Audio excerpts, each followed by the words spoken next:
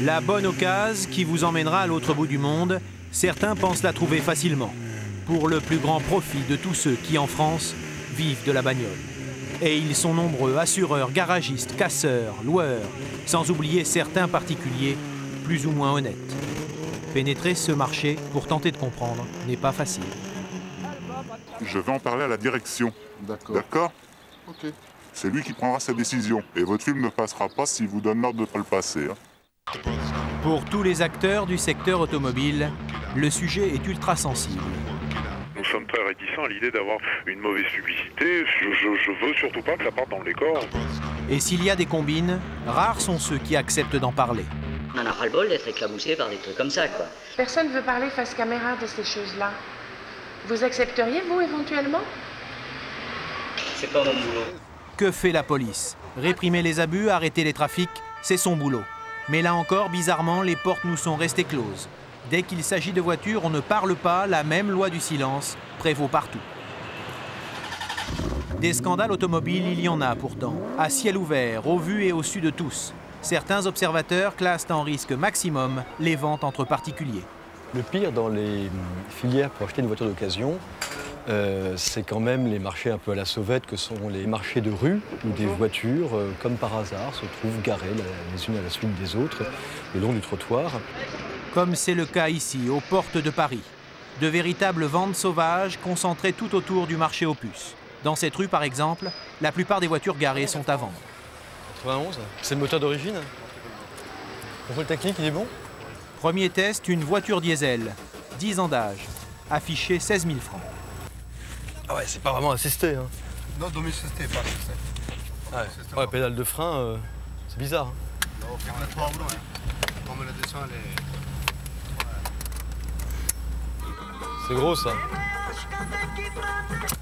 La radio marche. La radio marche et la voiture elle marche bien, pas de problème.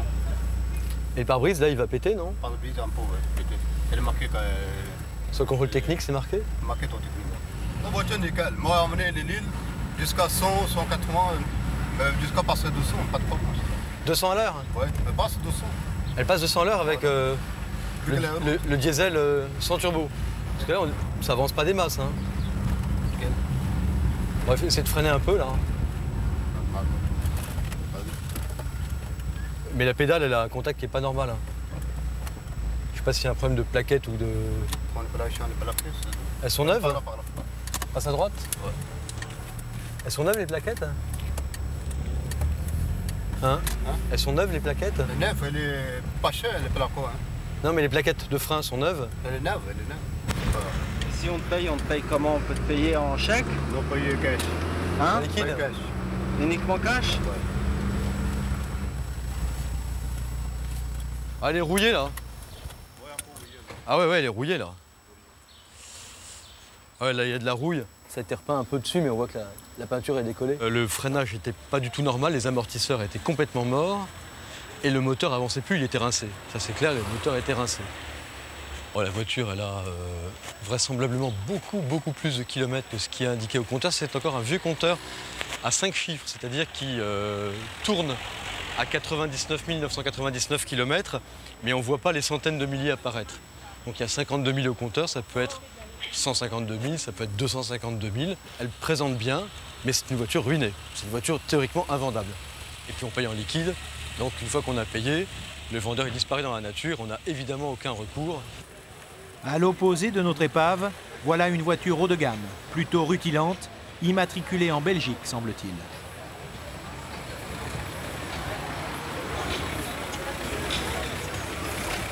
Vous voulez la vendre? Ouais. C'est vrai? Non. Vous la vendez? Ouais, ça va. Combien? 25 quoi? Français? 25 000 Français? Quelle année? Je sais pas, c'est un marchand de voitures, il a plusieurs voitures ici. Ah ouais? Il revient? On est là, on tourne. Hein? Dans 5 minutes, il sera ici. D'accord. Mais la berline allemande à 25 000 francs s'éclipse très vite. La raison peut être une ronde de police, à quelques mètres de là. Des policiers qui pourtant n'effectueront aucun contrôle. C'était une BM donc 525 essence, un modèle 6 cylindres avec un intérieur cuir, qui n'était peut-être pas le sien d'origine. avec des jantes aluminium rapportées de BMW M5, qui était la sportive de la gamme. Et rien que les jantes, ça coûte très cher. Donc c'est sans doute des jantes qui ont une origine douteuse. Elle est vendue que 25 000 francs, ce qui est impossible. C'est à l'évidence presque une voiture volée. Une voiture sous plaque étrangère à prix dérisoire. Dans ces braderies des portes de Paris, il y en a beaucoup. Ici, porte de la Villette. C'est le coin des voitures belges ou allemandes. Un cabriolet très à la mode, a priori immatriculé en Allemagne, 25 000 francs. Ça, c'est une voiture qui a 10 ans. Ça se revend normalement beaucoup plus cher. Beaucoup plus cher. C'est-à-dire? Ça se revend 15 000 de mieux. Elle a une peinture métallisée très belle. Elle a des jantes alu très larges, des pneus en bon état. C'est normal de la trouver à ce prix-là. Autre occasion époustouflante. Encore un cabriolet. 10 ans d'âge, mais très haut de gamme. Plaque allemande, 32 000 francs. Là encore, le prix est trop bas. Et elle est à votre nom, les papiers sont... On l'a acheté avec le nom de notre propriétaire. Ouais. Et nous, on l'a pas fait à notre nom, parce que nous, on est venus ici pour la vendre. D'accord. Mais après... Elle est au nom d'un particulier, là? C'est-à-dire particulier? Elle est au nom d'un ami. Ouais, exactement. À chaque voiture, la même chanson. Le vendeur n'est jamais le propriétaire et les papiers sont toujours au nom d'un conducteur belge ou allemand. Injoignable, évidemment. C'est pas votre voiture à vous, personnelle? Ça, monsieur, mais il n'y a pas aucun problème. Il y a tous les papiers originaux. Tous les papiers originaux. Et comment ça se passe pour les papiers, par curiosité? Parce que là... Pour les papiers, ça c'est la carte grise. Ça c'est la carte grise allemande alors? Ça c'est la carte. Et alors comment je prouve que je l'ai acheté à madame Renée Heinz Vinusen? C'est plaque allemande, ça. Et à quel moment on fait la carte grise alors? Si vous avez des moyens, vous pouvez partir faire tout de suite. En fait, moi j'en viens à me demander si c'est pas effectivement très facile d'immatriculer une voiture d'origine douteuse, quoi. Là c'est donné quand même, 32 000 balles. Elle est belle, hein? Vraiment beau, quoi. Mais il y a bien un problème. À l'ambassade d'Allemagne, on met en garde. Voilà, vous l'achetez où ce véhicule? Sur Paris. En ce moment, il y a tellement de, comme on dit vulgairement, de magouilles. Là, il faut faire très attention pour que le propriétaire vous remette le titre de circulation et le titre de propriété du véhicule. Ce que nous avons en France, nous aussi, j'imagine. Non, ça n'existe pas un titre de propriété en France. Ici, on n'a qu'une carte grise. Et en Allemagne, il y a un titre de circulation qu'on doit toujours avoir sur soi et un titre de propriété qu'on doit garder chez soi et prouvant que ce véhicule appartient bien à la personne. Il faut absolument les deux pièces. Sinon, je ne peux pas faire immatriculer la voiture en France. Voilà. Il y a un marché, on ne sait pas ce qui se passe. Il y a beaucoup de personnes qui ont des plaques bizarres et de toute façon, là, on les renvoie sur l'Allemagne. Ils se débrouillent là-bas. Et ce fameux titre de propriété, particulier à l'Allemagne, c'est évidemment toujours le document qui manque. Impossible alors d'immatriculer la voiture en France. Quant au prix bradé, c'est le mystère. Pour qu'elle soit affichée et lâchée à de tels tarifs, il faut que le vendeur, en tout cas celui qui se présente ici comme le vendeur, l'ait acquise quasiment sans la payer. Donc c'est évidemment un trafic. À l'origine, voiture volée, fraude à l'assurance, on ne sait pas, enfin je ne sais pas. Mais pour l'instant, ça se déroule de manière en tout cas très visible, en tout cas très publique, sur la voie publique et, semble-t-il, en toute impunité. La préfecture de police a refusé de s'exprimer sur ce trafic. Nous avons pris le parti de contacter un professionnel, fin connaisseur du milieu automobile. Pourvoyeur et receleur de voitures volées, retiré aujourd'hui des affaires à la suite de diverses condamnations, c'est lui qui, en consultant rémunéré, nous a éclairé sur les pratiques de ce milieu. Et pour commencer, nous lui avons demandé un avis sur ces voitures étrangères vendues aux portes de Paris. À la première d'entre elles, une XM immatriculée en Belgique. Son expertise a été rapide. 195. Ouais. Toute option, clim, tout. Bon. Seulement les jantes qui manquent. Ils étaient volés. Ah, Ils ont volé. ça arrive, hein. En fait, c'est toute la voiture qui a été volée. Attention. Les trucs, il les connaît tous. Pour lui, chaque détail d'une voiture suspecte parle. Mais quand on regarde bien, sur la vitre de la voiture, il y a un chiffre qui correspond à l'année. Enfin, il y avait 2 ans de différence entre l'année annoncée sur papier et la véritable année de la voiture. Hein. J'avais envie de lui dire, va apprendre ton métier. Démonstration sur la voiture de tournage. Sous la vitre, Là, le 0 indique une voiture de l'année 2000. Et chaque point correspond à un mois. Mais changer toutes les vitres n'est pas à la portée du premier voleur venu.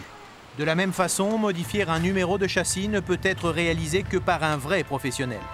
Autrefois expert en maquillage, notre consultant a bien voulu nous montrer sous le capot la technique pour falsifier un numéro. Opération destinée à faire correspondre le numéro de la voiture volée avec celui figurant sur la carte grise d'une voiture de même type. Le numéro de série du véhicule. Là, je me servais de ce petit appareil qui est vendu dans le commerce. C'est un pointeau. Ça, c'est pour faire les frappes avec des points. À mon avis, il y a que les gens qui maquillent les voitures qui s'en servent de ce truc-là. Je ne vois pas à quoi il pourrait servir d'autre. Et ça coûte? Ça coûte 300 balles. Alors, regardez. Là, on va prendre un petit bout de tôle. Et là, je vais vous montrer donc la technique. Donc, vous faites quelques essais ailleurs. Hein. Voilà, ça fait un petit point, vous voyez. On va vous faire, je sais pas, un J comme ça.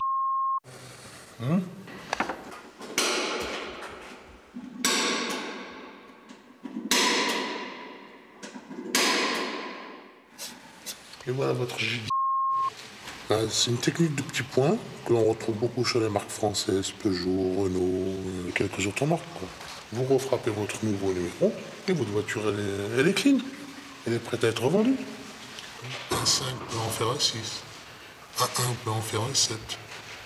Et au pénal, cela vaut combien de maquiller une voiture? Entre 3 et 5 ans. Si ces pratiques sont fortement réprimées par le code pénal, d'autres se déroulent tous les jours, presque légalement, dans le marché officiel de la voiture d'occasion. Je suis M. Agerie, direction départementale concurrence, consommation et répression des fraudes à Carcassonne. Nous enquêtons sur le véhicule qui appartient à votre fille. André Agerie est le spécialiste de l'automobile à la répression des fraudes. Il vient de recevoir une plainte d'un particulier de Perpignan. La voiture qui pose problème est là, une 106 blanche, immobilisée sur le parking. La plainte est en instruction. La propriétaire a donc témoigné masqué, d'autant que le particulier qui lui a vendu la voiture la semble-t-il menacée. Voilà la voiture que j'ai achetée il y a environ 4 mois, suite à une petite annonce parue dans le journal local. Il y avait marqué en très bon état sur l'annonce. C'est le jour même où je l'ai achetée que j'ai conclu la vente. J'ai eu des bruits et elle n'arrêtait pas de me caler à tous les ronds-points. J'ai roulé 1 heure avec. L'après-midi que j'ai été la chercher. Et depuis, elle est immobilisée. Moi, à l'époque, j'étais sans emploi et j'ai mis toutes mes économies dans cette voiture. Soit au total 25 000 francs pour 1 heure de conduite. J'ai pris l'initiative de l'emmener à un garage.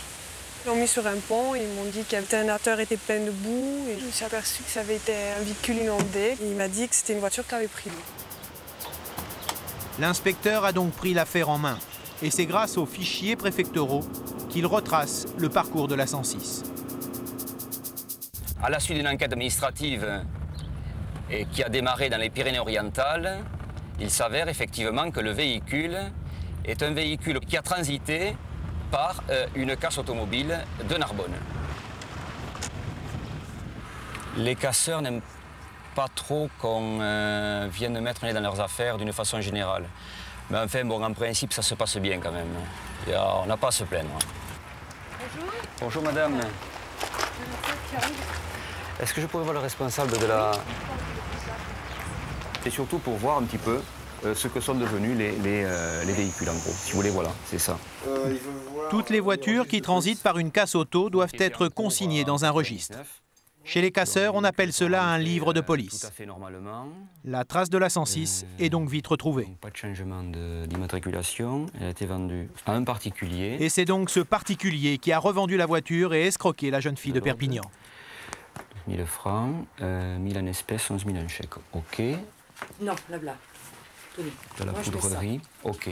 Sur cette facture se trouve mentionné véhicule vendu inondé, sans contrôle ni garantie et sans recours auprès du vendeur. Ça part d'ici en toute connaissance de cause. Ensuite, on ne peut pas suivre la voiture. Vous avez prévenu votre acheteur. Moi, c'est fait, noir sur blanc. Voilà. Et exact. Sans rien du tout. Sans garantie. Donc monsieur donc a récupéré 250 à peu près, véhicules. Hein. Les 250 véhicules inondés qu'a récupéré cette casse automobile auprès des compagnies d'assurance, et dont au moins une a servi à une escroquerie, font partie des 3000 voitures sinistrées suite aux inondations de l'Aude. C'était en novembre dernier. Des inondations dramatiques. Village le plus touché, celui de Cuxac-Daude, où 5 personnes ont perdu la vie. Et c'est précisément à Cuxac-Daude que notre 106 blanche a été inondée. Son ancien propriétaire, nous l'avons retrouvé, étonné d'apprendre que son véhicule avait repris la route. Les photos prises à l'époque témoignent de l'importance du sinistre. Il y avait de l'eau jusqu'au toit. Surtout du limon partout jusqu'au tableau de bord qu'on ne voyait plus, l'intérieur pratiquement. En principe, si le moteur a pris l'eau, il est naze, quoi. Il n'est plus en état de fonctionner. Et pour vous donc, quand on vous a indemnisé de votre voiture, ça signifie quoi? Pour moi, qu'elle partait à la casse, quoi, en pièces détachées ou en boîte. Et en général, c'est ce que pensent tous les sinistrés. À Cuxac-Daude, les épaves ont été nombreuses. Il y a eu beaucoup de voitures d'emportées? Oh oui, il y en a eu ici, je crois, d'après ce que j'ai entendu dire, qui s'est échangé 700 voitures qui ont été inondées. Au vu de l'histoire de la 106 de Perpignan, nous avons donc décidé de mener l'enquête sur d'autres véhicules noyés dans ce village et mis en épave par les assurances. Au hasard, nous avons donc choisi 2 propriétaires qui ont bien voulu nous recevoir. Le premier, dans cette famille. Le fils aîné a perdu dans l'inondation une vieille 404 de 73, une antiquité comme il le dit lui-même, qui lui rendait pourtant des services.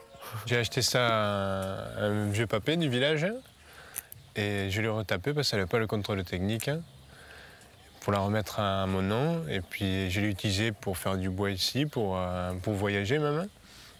Puis je l'ai retrouvé avec de la boue partout et puis ça y est, elle est partie. Voilà. J'espère qu'il n'y a pas trop de bazar. Second cas. Dans ce pavillon, cette autre famille a perdu un monospace haut de gamme. Eh bien l'eau, on ne voit plus les traces. Mais l'eau, elle était, c'est simple, elle était à hauteur de la porte. Donc l'eau était là, juste au-dessus au niveau des interrupteurs.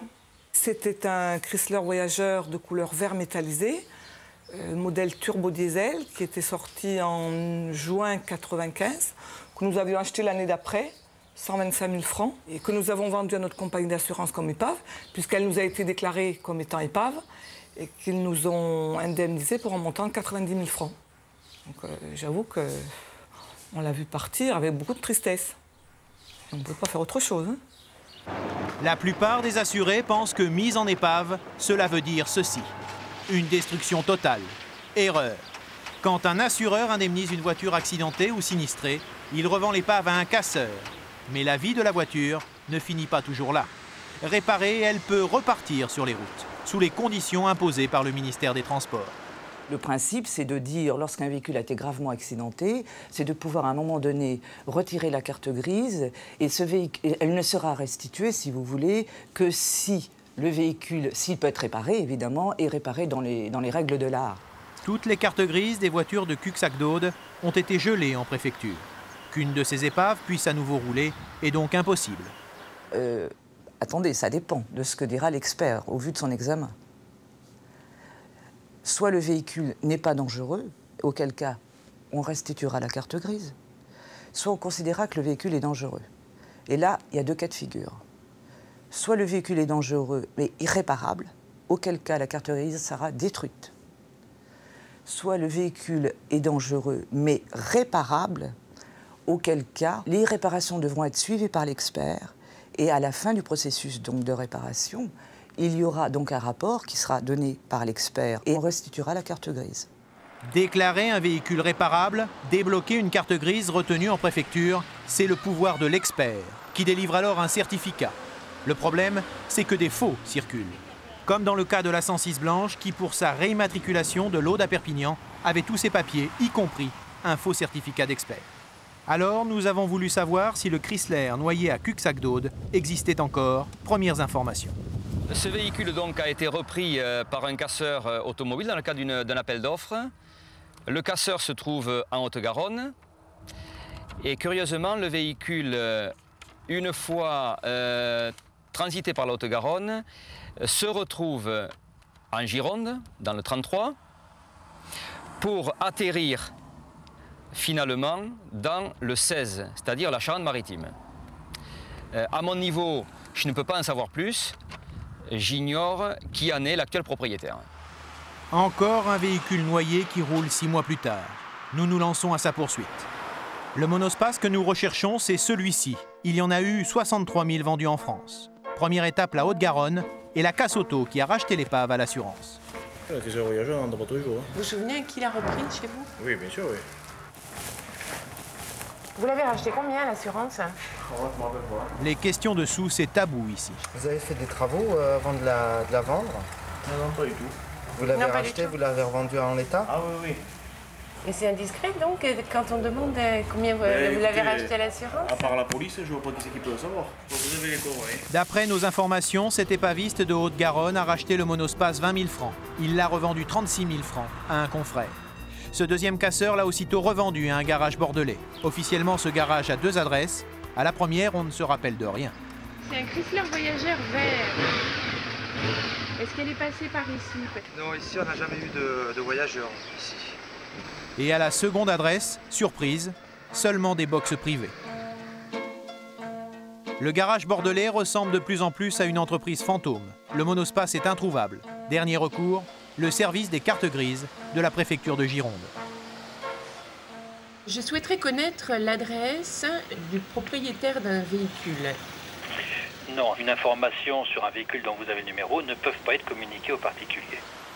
Aux États-Unis, le dossier d'un véhicule est consultable pour quelques dollars. En France, tout est top secret. Au ministère de l'Intérieur, nous avons donc demandé pourquoi un particulier n'avait pas droit à l'historique de sa voiture. La traçabilité est assurée parce que le fichier national des immatriculations conserve trace de tous les événements qui surviennent à une voiture. Et la vie de la voiture sera conservée.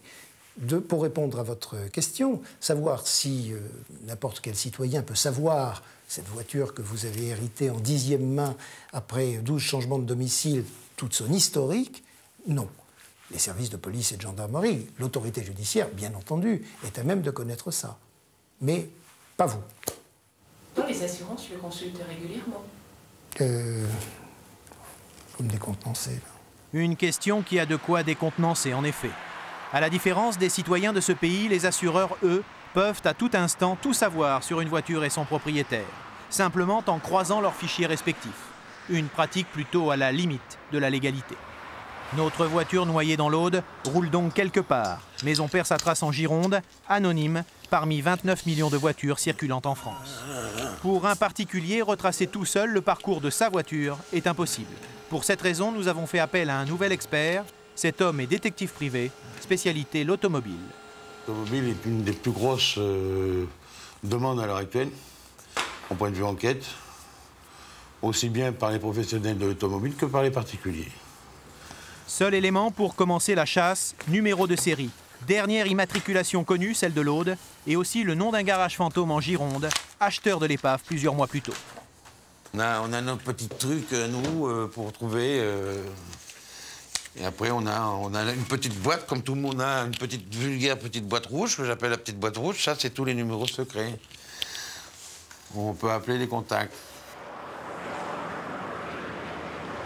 Ouais, alors il faudrait que tu me recherches, si tu peux, sur Minitel.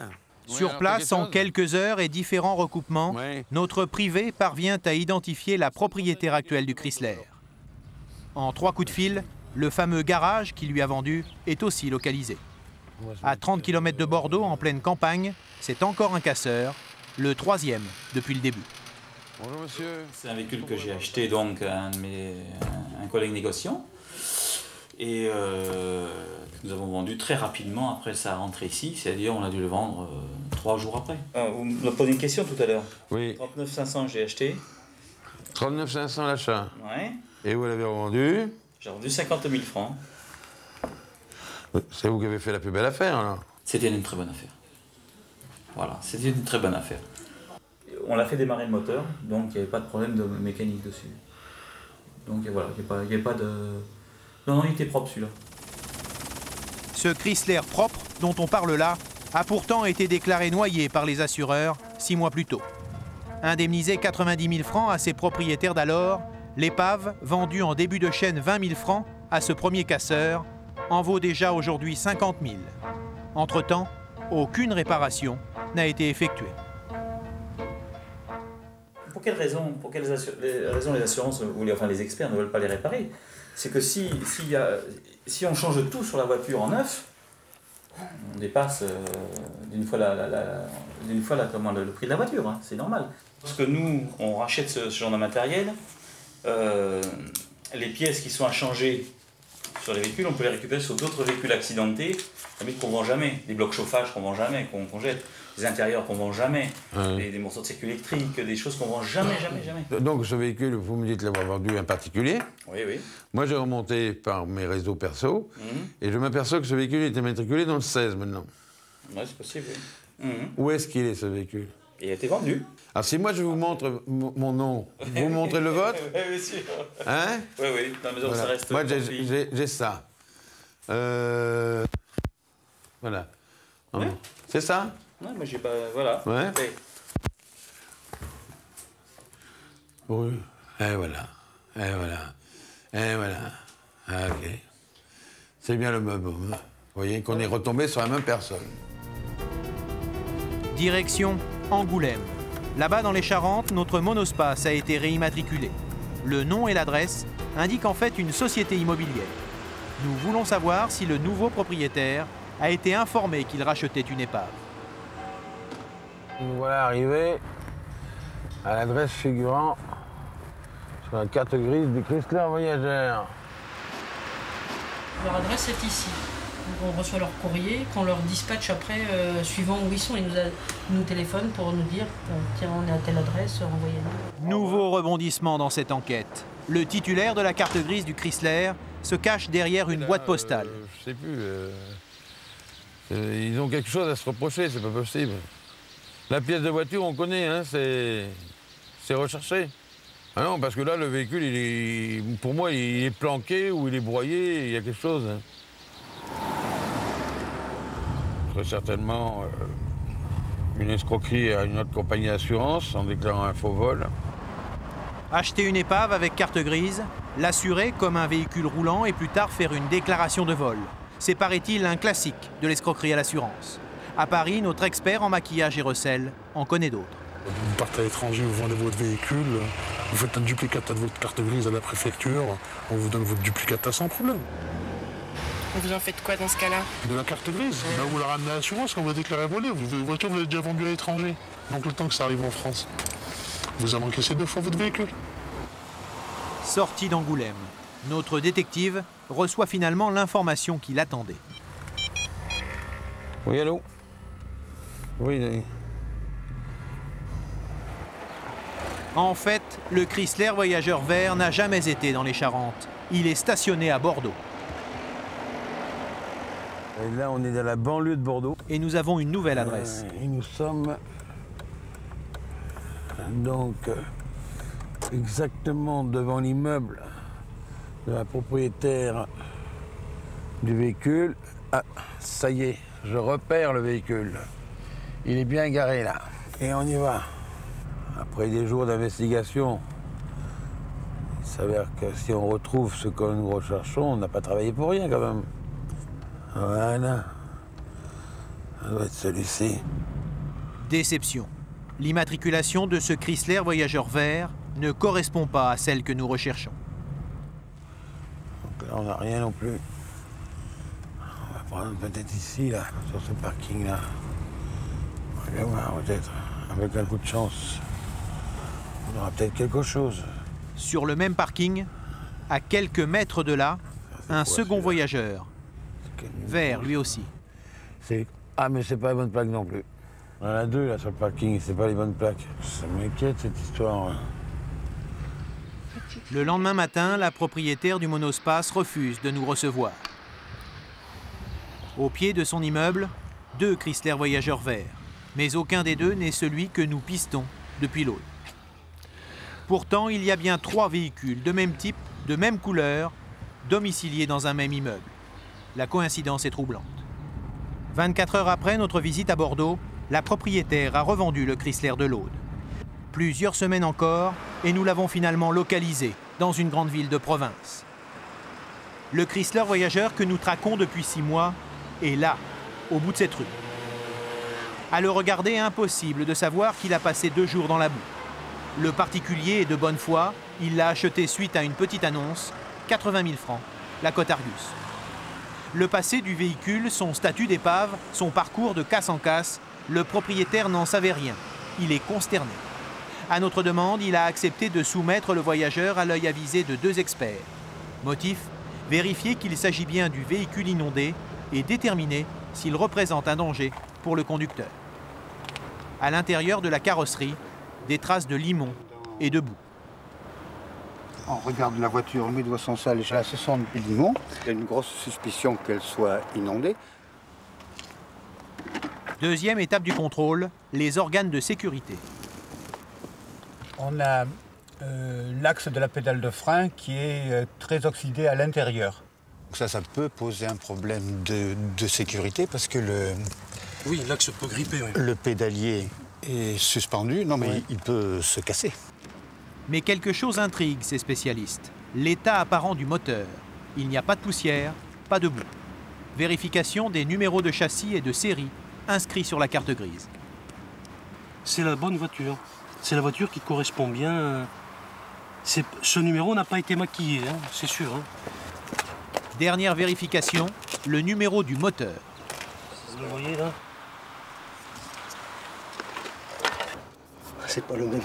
Le moteur n'est pas celui de l'Aude, changé. Probablement un moteur d'occasion récupéré dans une casse auto.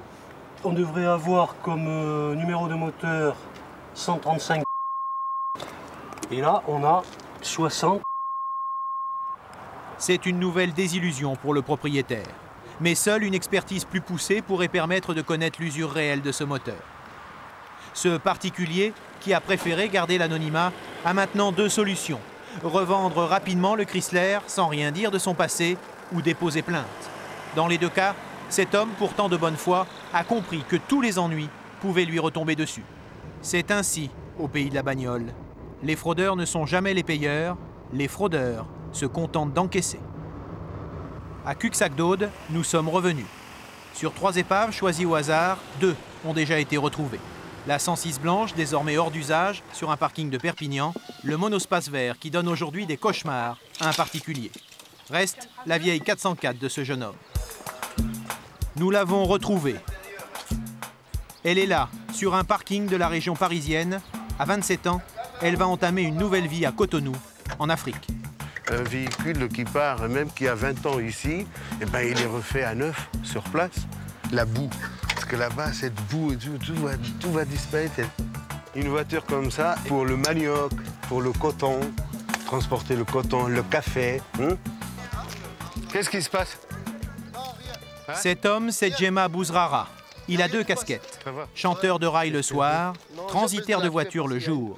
Chaque année, il expédie ainsi 5000 véhicules vers l'Afrique. Ah, c'est un ange. La voiture, c'est un bijou. C'est un bijou en Afrique. Là-bas, il n'y a pas l'argent. Ça veut dire qu'il n'y en aura pas. Tu te lèves le matin, tu n'as rien. Ni de quoi acheter un pain. Mais la voiture, elle amène l'argent. Vous comprenez? Voilà les 2 types de véhicules pour le transport urbain à Kinshasa. Pourquoi? Parce qu'il va ouvrir la porte d'ici. Vous voyez, que les gens ils vont être là, et le convoyeur, vous voyez ça? Donc il va être comme ça, le convoyeur, quand ça roule. Vous le voyez comme ça à Kinshasa. Voilà. Ça, c'est le convoyeur à Kinshasa. Hein? Pourquoi? Parce qu'il n'a pas de place, lui, à l'intérieur. Pourquoi dehors aussi? C'est pour contrôler ici aussi, parce que là, il a du monde dessus. Le pare-choc, on peut monter comme ça aussi, vous comprenez? Donc, ce véhicule-là, il va nourrir au moins 3 familles. Pourquoi? Parce que ce sont 3 chauffeurs qui vont se relayer. Bon, la Mercedes, c'est imbattable. Hein. Il faut rentabiliser le transport, donc ils chargent le maximum. Frigo, fax, vieille télé, tout cela sera réparé et revendu à très bon prix au pays, si tout arrive à bon port. Oui, c'est pour mon petit frère. On va éviter qu'il y ait du vol. Surtout à Douala, c'est un pays des magouilleurs, des voleurs, des escrocs. Ça y est, le grand jour. Notre 404 part pour Anvers, en Belgique, où elle prendra le bateau vers sa nouvelle vie africaine. Achetée 4 000 francs à un casseur de l'Aude, elle en vaudra 8 000 une fois retapée à Cotonou. Anvers, quai 408. Ici transitent chaque année 600 000 voitures, neuves ou en bout de course, venues de toute l'Europe, en partance pour l'Afrique, le Maghreb, le Moyen-Orient. Le pont des premières classes, les voitures de valeur. En soute, 4000 autres, moins reluisantes, parmi elles notre vieille 404 noyée dans l'Aude, un jour de novembre 99. L'Afrique recycle nos épaves, un commerce qui génère des milliards. Mais ce flot de voitures pour l'export a lui aussi une face cachée. Anvers est en effet devenu la plaque tournante idéale de tous les trafics.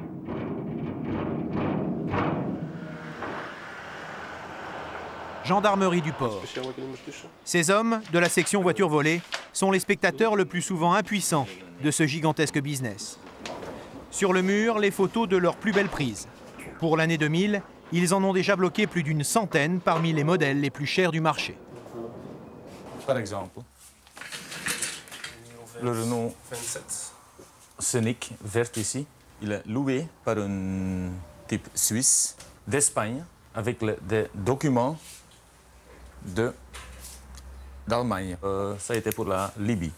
Le Peugeot 806 était une voiture française. Après, il est retrouvé avec des faux plaques d'Hollande, avec des documents d'Hollande. Donc, c'est bien international. Ce matin-là, une information. Une Mercedes suspecte vient d'être signalée sur le quai 408. La Mercedes est là, dans ce camion déclaré vide aux douanes. Whisky Delta Bravo. Pour la vérification, les gendarmes se fient au numéro de châssis. Une plaque d'immatriculation se change trop facilement. 225 761. Mais finalement, la Mercedes est en règle. Elle n'a pas été volée, seulement cachée pour ne pas payer de droits de douane dans son port d'arrivée au Moyen-Orient. Contrôle au coup par coup, car vérifier tous les numéros est impossible. Dans le port d'Anvers, il y a environ 20 000 voitures à chaque moment qui sont prêtes pour être embarquées. Donc dans 20 000 voitures, il y a toujours des voitures volées. Les gendarmes du port d'Anvers ne sont que 8. Alors, ils ont développé une méthode, le flair. Cette voiture blanche, par exemple, immatriculée en France, elle a tout de suite attiré leur attention. Quand tu regardes le parking, il y a seulement une voiture comme ça ici. Dans un paquet de 10 voitures, il y a une voiture volée, 9 épaves et une bonne voiture. Donc on est obligé de le contrôler. Le contrôle, ce sont des détails apparemment anodins. Un trafiquant fait toujours au moins une erreur de camouflage. La plus grossière sur un véhicule volé consiste à changer une seule vitre, celle que le voleur a cassée pour subtiliser le véhicule. Si les codes de l'année et du pays d'origine ne correspondent pas, les enquêteurs en tirent la conclusion. Mais aujourd'hui, la voiture n'a pas été volée, à moins qu'elle ne soit très bien maquillée.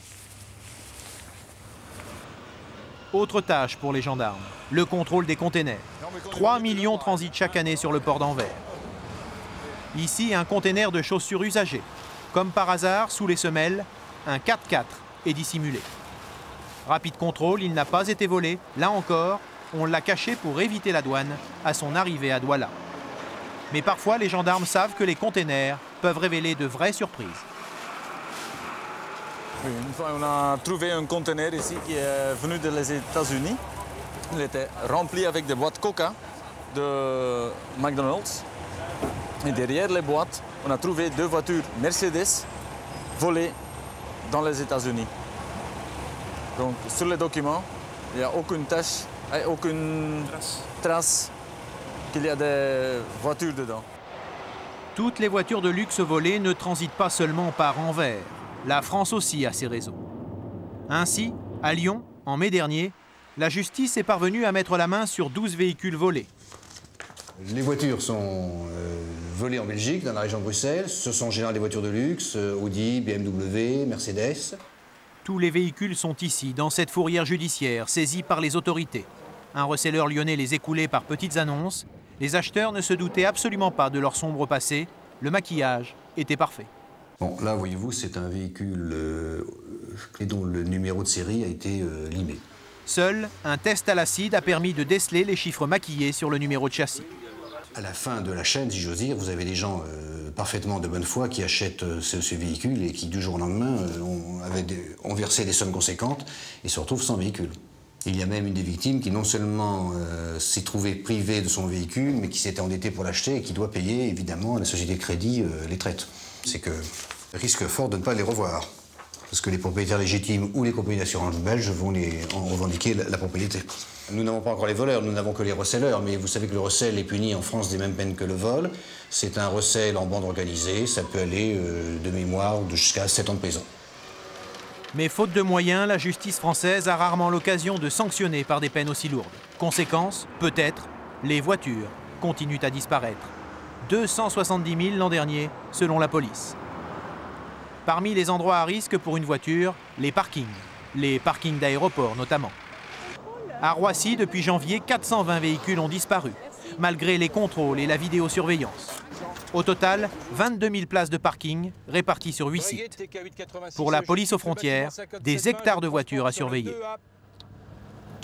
En ce moment, on a pas mal de vols de Volkswagen, Passat et compagnie, donc ça c'est les vols à la commande. Quand ils cherchent un véhicule bien spécifique, ils peuvent venir sur Roissy. C'est vrai qu'ici, c'est un self-service. Les gens laissent leur voiture une dizaine de jours ou 15 jours. Et les voleurs ont tout le temps de venir pour repérer les voitures qui sont là. Avec l'expérience, ce policier s'est repéré au premier coup d'œil une voiture suspecte. Là, il y a une voiture qui a la vitre arrière qui est cassée. Vitre arrière cassée. En plus, ici, elle a dû être forcée.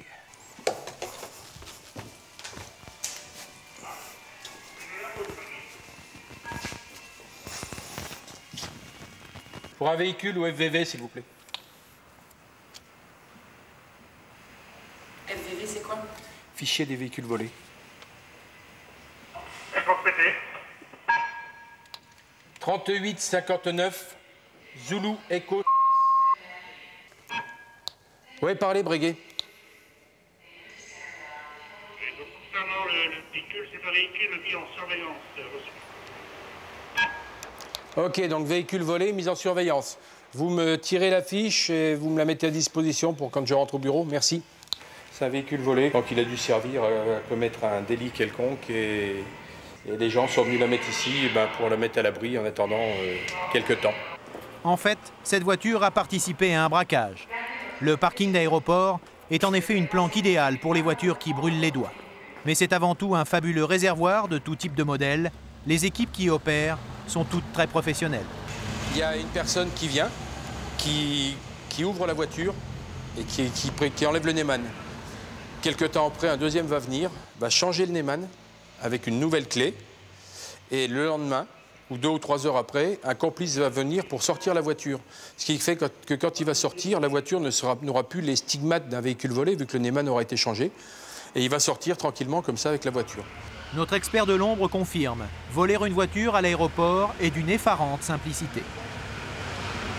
Imagine, nous sommes des voleurs de voitures. Tu vois le réservoir de voitures que tu as? T'as juste à te servir. C'est le supermarché de la bagnole.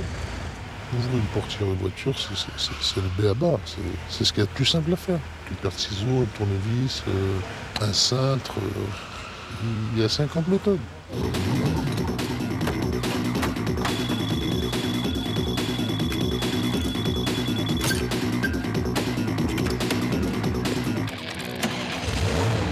Le plus délicat, c'est qu'elle a une alarme. Quand vous ouvrez le capot, vous balancez votre bombe, le polystyrène expansé dans la sirène, elle va vous faire un bout, et c'est fini, il n'y a plus rien.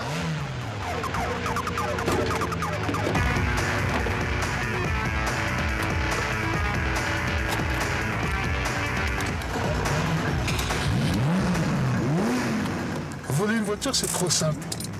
C'est trop simple.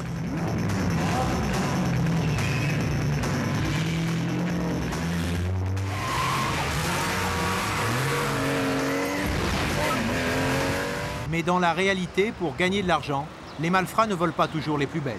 Je ne pas 20 000 francs, 25 000 francs. Le véhicule volé vous coûte entre 3 et 5 000 francs. Ça vous le met à 30 000. 000, votre véhicule vaut 80-90 000 francs à l'Argus, vous le vendez, c'est bon, quoi. En clair, une épave d'un côté et une voiture volée de l'autre donne une voiture que l'on peut remettre sur le marché en faisant un beau bénéfice. Dans le milieu, ces escroqueries ont leur petit nom. Une Taïwan, c'est une voiture volée maquillée, mais qui est réservée à l'export. Tacotac, c'est pareil, c'est une voiture maquillée. Volée, maquillée à partir d'une épave. Et quand vous refaites le numéro, ça fait tac-tac. Une chance au grattage, une chance au tirage. Et enfin, il y a ce que l'on appelle une merguez.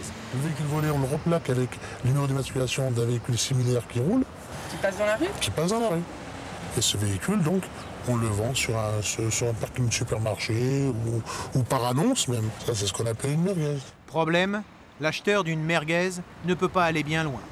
Le numéro d'immatriculation de la voiture achetée étant déjà attribué, les ordinateurs de la préfecture n'auront aucun mal à détecter l'escroquerie. La voiture sera immédiatement saisie. Et quand on cherche une carte grise, rien de plus simple. Il y a bien sûr les réseaux de faux papiers, on en trouve également dans les casses automobiles. Je prends la Bible. Mais il y a mieux, les petites annonces des journaux spécialisés. Démonstration. Bonjour. Tant que les pouvoirs publics ne feront rien pour empêcher qu'on vende des voitures accidentées dans un état, des moments où elles sont pulvérisées, avec des cartes grises, il y aura toujours un trafic de voitures. Quand la voiture, elle fait 1 mètre cube, la voiture, ou le camion, il fait 1 mètre cube, on vous le vend avec la carte grise. Donc il suffit d'aller voler le même, remettre le numéro de série du véhicule accidenté sur le véhicule volé, et vous le remettez en circulation. Vous le revendez sur le marché national, vous en faites une doublette que vous vendez à l'étranger, et le même véhicule, vous le vendez 2 ou 3 fois, ou même 10 fois. J'en ai vendu une 12 fois, alors je suis pas plus con qu'un autre. Hein.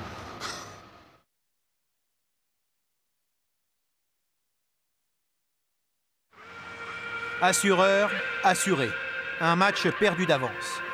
En cas de litige, la puissance des compagnies d'assurance s'oppose à des assurés le plus souvent isolés. Pour les défendre, il n'existe en France en effet qu'une seule association. J'ai été 35 ans expert automobile et j'ai vu tellement d'anomalies dans l'exercice de ma profession et autour surtout que je m'étais juré de défendre les assurés dès que je pourrais, c'est ce que je fais. Quelles anomalies? Vous savez, en matière de règlement de sinistre, on peut dire sans risque de se tromper qu'il n'y a pas un sinistre, automobile en tout cas, et qui est réglé à son juste prix. Responsable de la Ligue des droits de l'assuré, il intervient aujourd'hui dans une affaire délicate, celle d'un jeune commerçant. Un commerçant qui vient d'ouvrir un magasin d'enseignes lumineuses. Pour son travail, il loue parfois des véhicules utilitaires. L'hiver dernier, c'est l'accident. Depuis, il se débat dans des problèmes qui devraient mettre en garde tous ceux qui louent une camionnette pour déménager. Retour sur les lieux. Alors, qu'est-ce qui s'est passé donc? Alors, le 21 janvier, nous avons loué un véhicule nacelle pour poser une enseigne lumineuse. J'ai pris ce petit tunnel ici, là. Il y a quelqu'un qui a klaxonné. Je n'ai pas entendu la nacelle qui passait sous le petit ponton, là. Et c'est comme ça que j'ai pas fait attention, je suis passé dans le tunnel et boum. La partie haute du véhicule a frappé au-dessus. Et ça a bloqué le véhicule net. Le pont mesure 2,60 m, le véhicule 3 mètres. J'ai été inconscient pendant une dizaine de minutes. Ensuite, les pompiers sont arrivés, ils m'ont dégagé, ils m'ont emmené à l'hôpital. Je me suis arrêté pendant 2 mois parce que je ne pouvais plus travailler. Au bout de 2 mois, j'ai reçu la facture. 313 000 francs, le prix d'un camion neuf. Et sur le contrat, En relisant le contrat de location, il découvre, mais un peu tard... Dessus, il y avait précisé, donc camion nacelle, c'est vrai qu'il y avait attention hauteur 3 mètres, partie haute non assurée.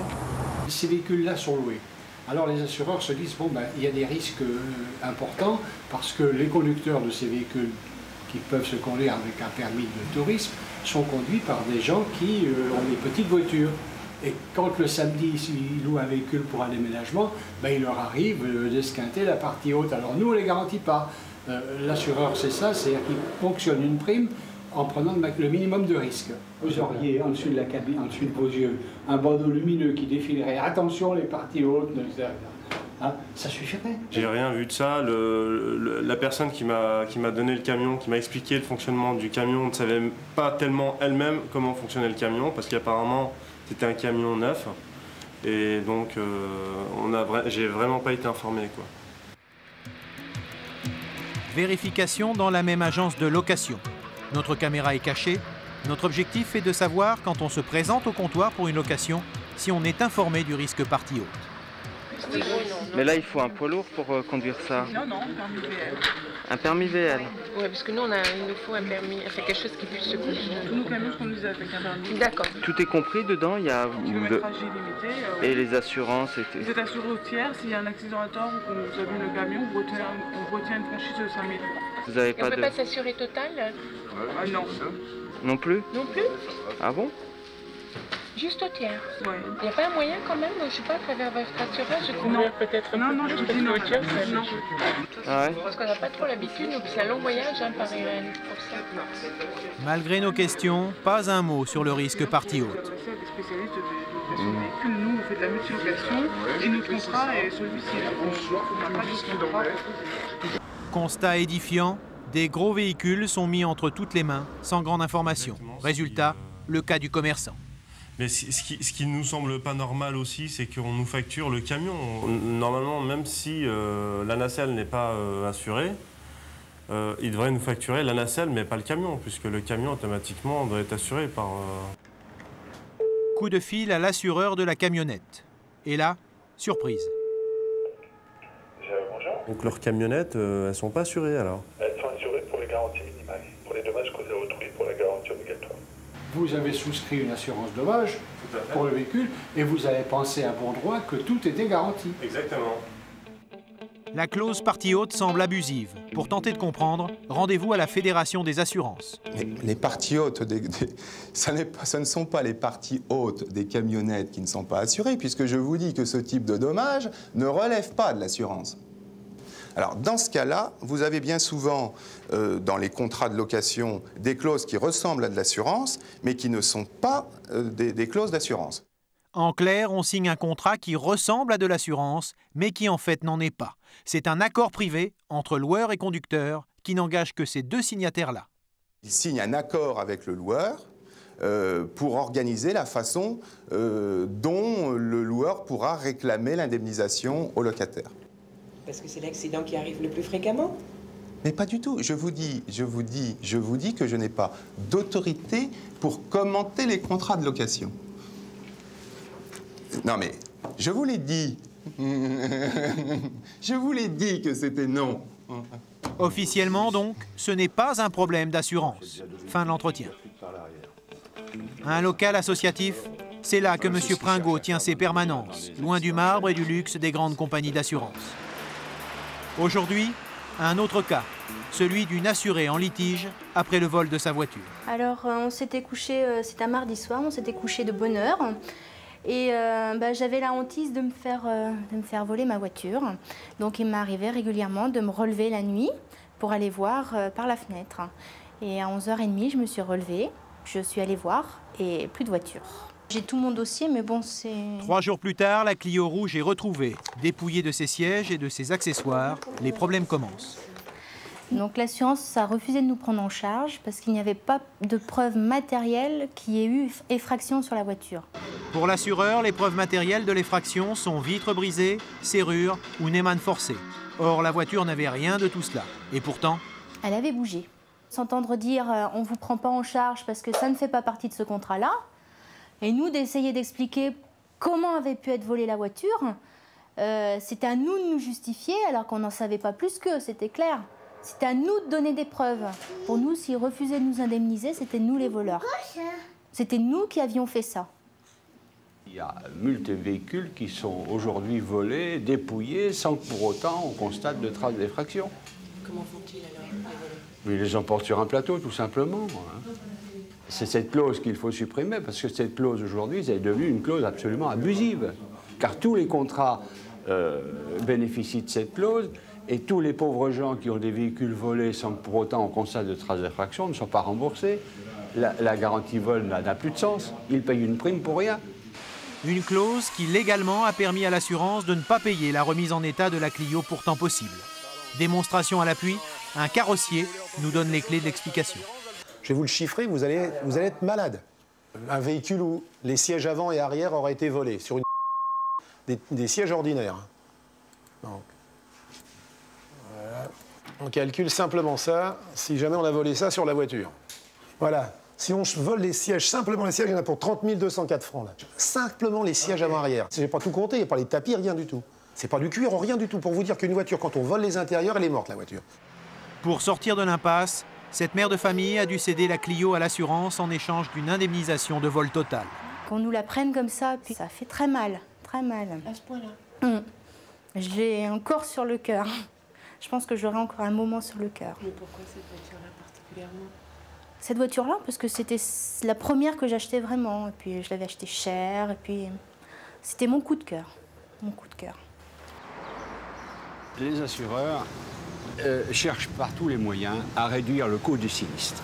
Dès lors, on fait tout pour mettre le véhicule, pour classer le véhicule en épave. Pourquoi? Parce qu'on va revendre l'épave à un casseur ou à un professionnel de l'automobile. L'assureur va le revendre à 5 000 francs, 6 000 francs, quelquefois plus. L'assureur a indemnisé la propriétaire 25 000 francs. Il a revendu à un casseur la voiture dépouillée 5 000 francs. Le sinistre lui coûte donc 20 000 francs. S'il avait réparé la Clio, il aurait dépensé au moins 30 000 francs. Les assureurs gagnent beaucoup d'argent, enfin en tout cas économisent beaucoup d'argent par ce système. La Clio dépouillée, nous l'avons retrouvée chez un épaviste de la région parisienne, toujours dans le même état. Chose incroyable, elle vient d'être revendue, 16 000 francs. C'est l'aberration de ce marché de l'épave. Il y a quelques jours encore, elle valait 5 000 francs, elle en vaut maintenant 3 fois plus et va reprendre la route avec des accessoires de récupération. Les assurances sont les fournisseurs officiels d'un marché de l'occasion pas clair, mais tout à fait légal.